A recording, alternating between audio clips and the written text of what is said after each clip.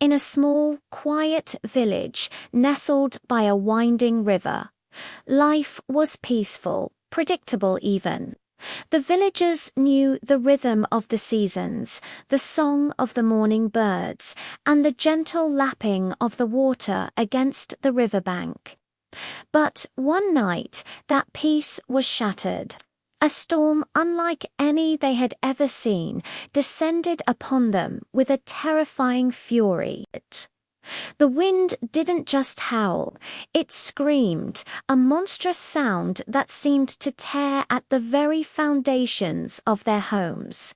Rain fell, not in drops, but in solid sheets, a relentless curtain of water that turned the gentle river into a raging beast.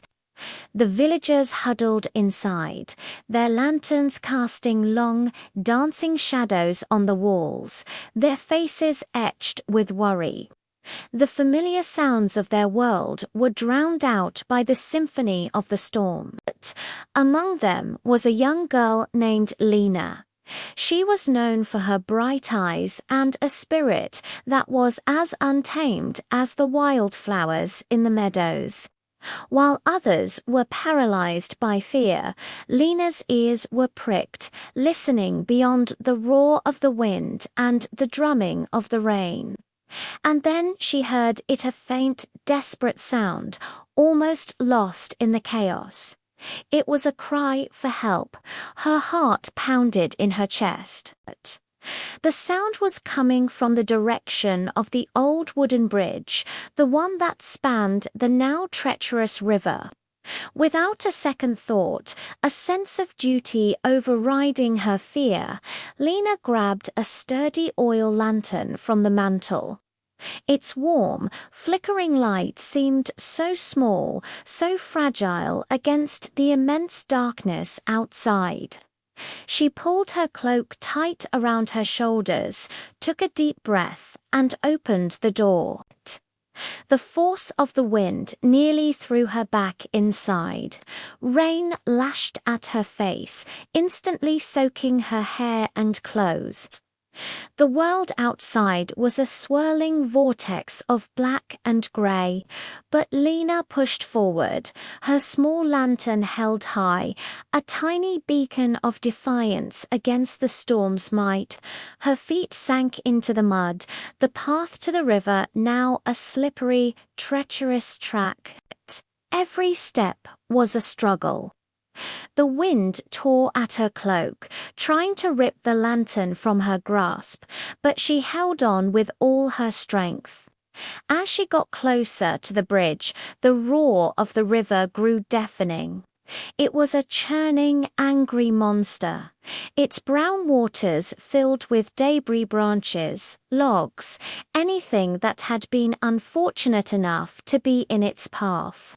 And there, clinging desperately to one of the bridge's wooden posts, was a small figure. It was a little boy from the village, his face pale with terror. The water was rising with alarming speed, swirling around his waist, pulling at him, threatening to sweep him away into the churning darkness. He was trapped, and his time was running out. Seeing him, a wave of fear washed over Lina, colder than the rain itself. The sheer power of the river was terrifying. She was just one girl against a force of nature.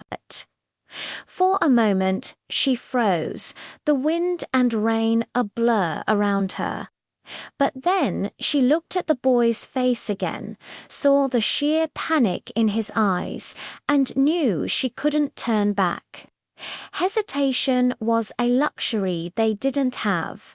Her mind raced. She couldn't get into the water. It was too dangerous. She needed a plan.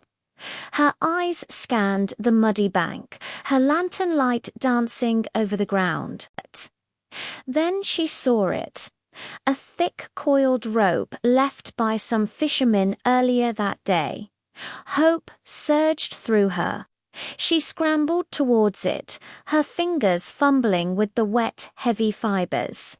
It was heavy, but she managed to drag it back to the edge of the riverbank. "Hold on," she shouted, her voice barely audible over the storm. "I'm going to throw you a rope. You have to catch it." The boy looked at her, his eyes wide. He nodded, his small hands gripping the wooden post until his knuckles were white. Lina took a deep breath, planted her feet firmly in the mud, and swung the rope once, twice. On the third swing, she let it fly. The rope sailed through the air, a dark snake against the stormy sky. It landed in the water just inches from the boy's outstretched hand. "Grab it," Lina screamed. He lunged for it, and for a heart-stopping moment, he almost lost his grip on the post. But his small fingers closed around the rope. He had it. "I've got it," he yelled back, his voice filled with a newfound sliver of hope. "Tie it around your waist, as tight as you can," Lina instructed, her voice steady and commanding. She watched as he struggled with the wet knot, his cold fingers clumsy but determined. Once he gave her a thumbs up, Lina turned and wrapped the other end of the rope around the trunk of a thick, ancient oak tree that stood on the bank. She pulled it taut, creating a lifeline. "Now let go of the post and hold onto the rope," she yelled. "I'll pull you in." Letting go of his only solid support was the bravest thing the boy had ever done. He closed his eyes and pushed off, his entire weight now on the rope, the raging current immediately trying to drag him downstream. Lina dug her heels into the mud and pulled. It was an excruciating effort. Every muscle in her body screamed in protest. The rope cut into her hands, and the mud tried to suck her down. She was slipping, losing ground. For a terrifying second, she thought she was going to fail, that the river would win. But just as her strength was about to give out, other lights appeared in the darkness. Shouts echoed around her. The commotion had finally drawn the villagers out of their homes. They saw the incredible scene unfolding by the river, the small girl, the taut rope, the boy in the water. Without a word, strong hands joined hers on the rope. Men and women, their faces grim with determination, added their strength to hers. With their combined effort, the boy was slowly but surely pulled from the river's grasp. He was dragged onto the muddy bank, sputtering and shivering, but safe. He was immediately wrapped in warm blankets and surrounded by relieved villagers. As the first light of dawn began to break, the storm finally exhausted itself. The wind softened to a whisper, and the rain ceased. A strange, quiet calm fell over the village. The river was still high and muddy, a testament to the night's fury, but its rage was gone. Everyone was safe. In the tired, pale morning light, the villagers looked at Lina not just as the girl next door, but as something more. She was drenched, muddy, and exhausted, her hands raw and bleeding from the rope. But in her eyes there was a light that outshone any lantern.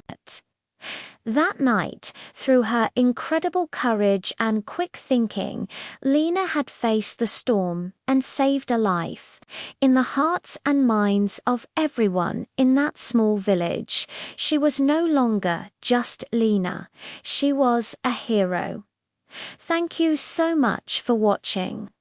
If you enjoyed this story of courage, please like this video and subscribe to the channel for more inspiring tales. We'll see you in the next one.